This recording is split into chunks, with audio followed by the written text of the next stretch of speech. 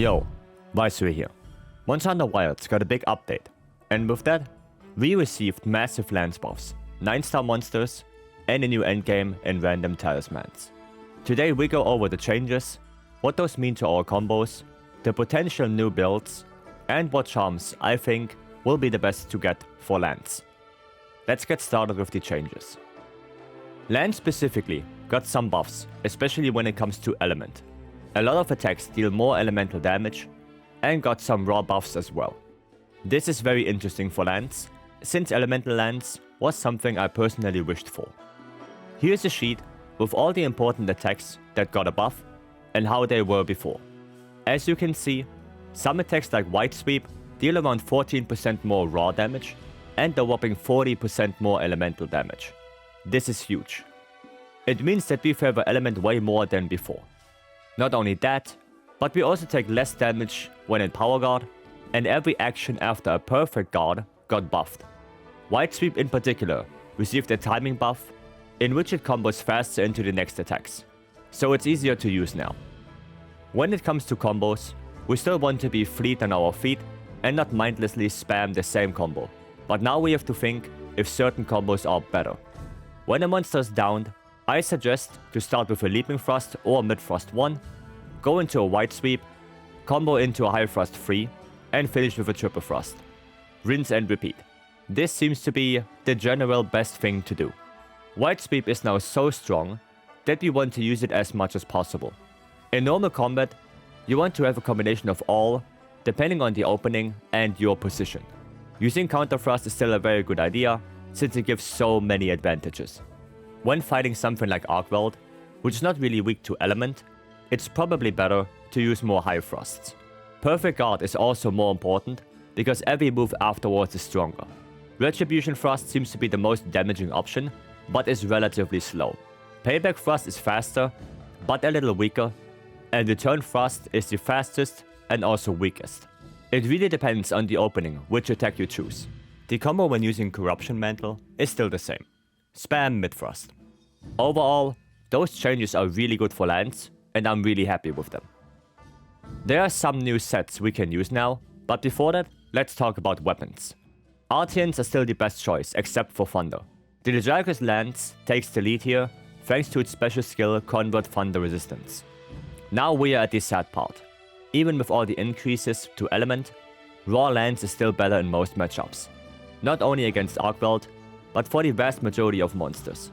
I tried both 4 attack and 4 element Artian weapons, and the result is that Raw, especially when using attacks like White Sweep, High Thrust, or Retribution Thrust, does out-damage element in the long run. The gap is now way smaller than before, and for summons like Gypsaros or Ajurakan, element is superior. But since the current endgame consists of fights with relatively poor elemental weaknesses, Raw is the way to go. By that, I mean you should still craft elemental Artian lances, but attack is the better reinforcement bonus compared to element. You should aim for 3 attack and 2 sharpness, or 4 attack and 1 sharpness. On Seregia specifically, it's best to use the Gaudium Lance and 3 Thunder Resistance decorations. As for the other weapon decorations, I use Critical Boost 3, Guardian Handicraft, and Elemental Attack Handicraft. Elemental Attack seems to be the best play. For the Gaudium Lance, I suggest Guardian Handicraft, Critical Boost 2, and Critical Boost 1. With that said, let's look at 2 new sets. Burst Boost, the set bonus from Ebony Odogaron, got a massive buff. 2-piece Ebony now gives 8 raw instead of 3, and 4-piece Ebony is now 18 raw instead of 10. Since 4 pieces Ebony is quite expensive, we only use Burst Boost 1.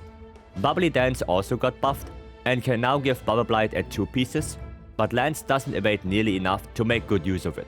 Even if you can activate it reliably, Coalescence 3 only gives 15% element, which is not worth it. The first set is a mix between Azure Bolt and Burst Boost. We can reach 80% affinity without considering any weapon affinity nor latent power.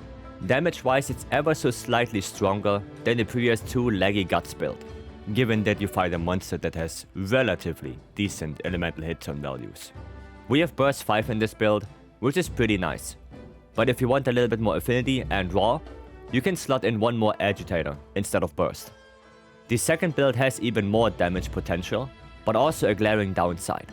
Here we use Burst Boost 1 again, paired with Guts. We lose a few points of Burst, but gain that 5% raw from Guts, and even Evade Extender and Quick Sheath. Now the issue is Affinity. Since we don't have Azure Bolt anymore, we only reach 65% crit chance. With the new charm system, however, you can maybe get more Affinity, and make this build even stronger. Now I want to touch on the, in my opinion, best charms you can get for Lance. We have several options.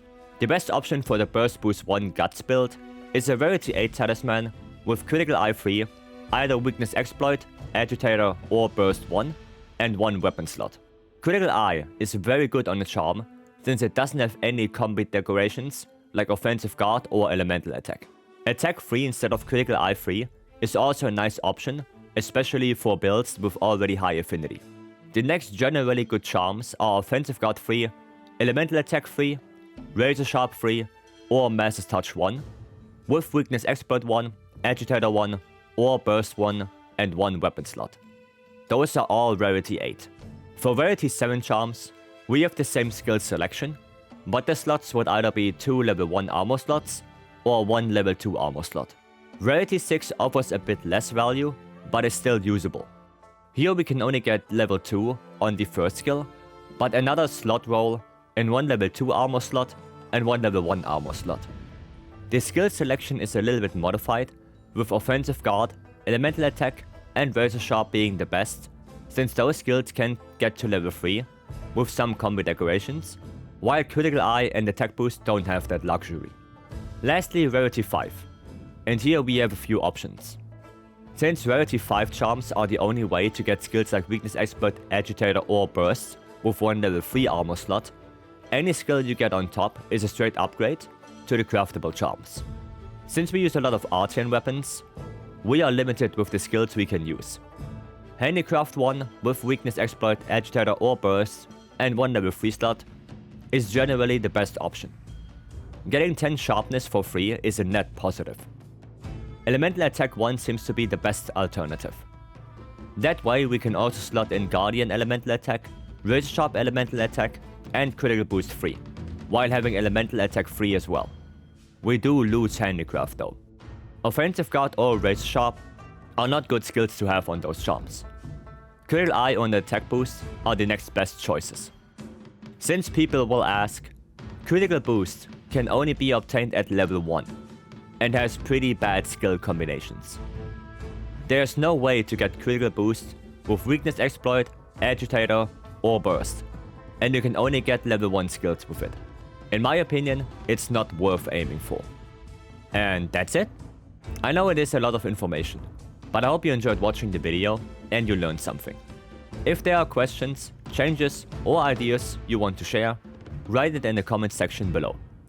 Thanks for watching, have a good one.